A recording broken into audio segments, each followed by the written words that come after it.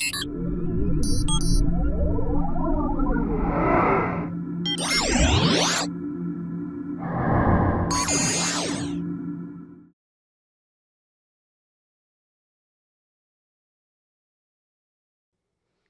it's Dr. Linda Davis, and today I want to walk through another Gimp assignment. And we're going to open up an image that has an issue with red eye. So we're going to open this. A lot of times children, when you take pictures of them with a flash at night, you'll see this red eyes instead of their natural color. So let me open this particular image up that has this issue. And you can very clearly see the image or the issue here. And the first thing we're going to do is select that area because we don't want to change anything else about the image. We just want to fix this part.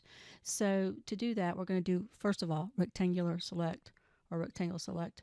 And with that particular tool, it'll change our mouse a bit, but we're just going to select that part of the image that we want to work on.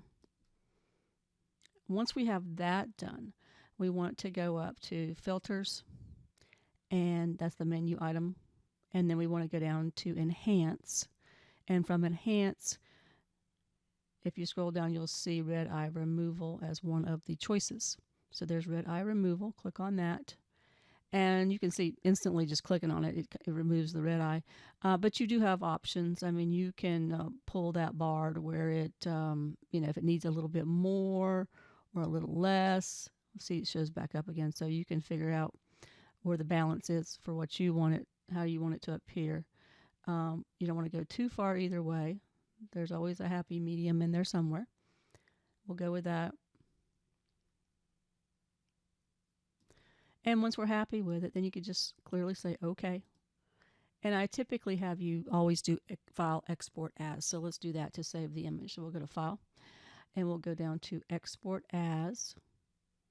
And you can leave it as this name, or you can say, whatever, finished, or name it something a little different.